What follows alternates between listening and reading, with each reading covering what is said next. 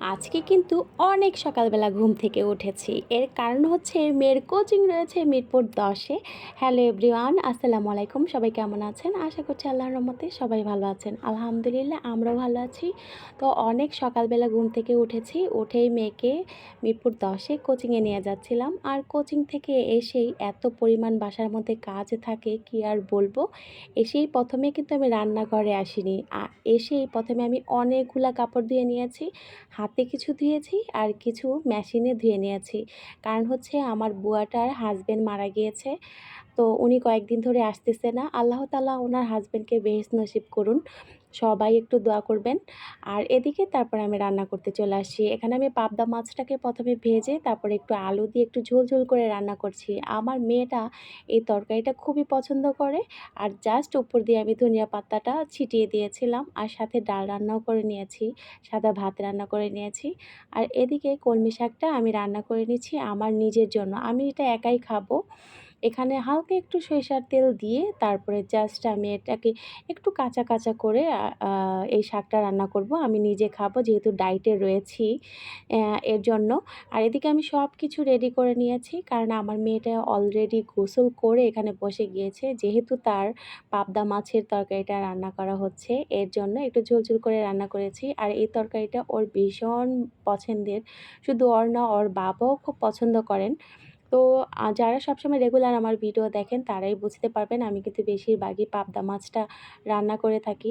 আর একটা মজার কথা বলি, এখানে বারবার আমি যতবার ভয়েস দিতে যাচ্ছি ততবারই বারবার আমার শিং মাছটা চলে আসতেছে। কারণ এটা কিন্তু আমি এখন পরে ভয়েসটা দিচ্ছি। এর আগে কিন্তু আমি যখন আমার অরিজিনাল ভয়েস দিয়ে আমি কথা বলেছিলাম, জাস্ট মানে মনে করছিলাম পরে আর ভয়েসটা দিব না, তখন আমি বারবারই শিং মাছ বলছি। এমনটা মানে কি আর বলবো, আমি কিন্তু অলরেডি একটা রিলসও ছেড়ে দিয়েছি শিং মাছ বলে। তো পরে আমার এক আপু ফোন করে বলতেছে, "তুমি তো এখানে পাবদা মাছকে শিং মাছ বলছো।" মানে কি একটা অবস্থা বলেন? তো আশা করছি আমার ভিডিওটি সবার কাছে ভালো লাগবে। এরপর চলে আসছি দুপুরে খাওয়া-দাওয়া করে একটু বিকেল টাইমে এখন ছাদে চলে আসছি। দেখেন একদম তাজা, তাজা লেবু হইছে গাছের, কতই না ভালো লাগতেছে। কয়েকটাই হইছে, এই তো লেবুগুলা নিশ্চয়ই দেখা যাচ্ছে, অনেক ভালো লাগতেছে না? আর এদিকে কি হইছে, আমার এখনকার ইয়াগুলা একদম কেমন মানে পচে যাচ্ছে সবকিছু। পানি দেওয়া হচ্ছে, সারাক্ষণই পানি দেওয়া হচ্ছে ডালিমগুলার অবস্থা খুবই খারাপ।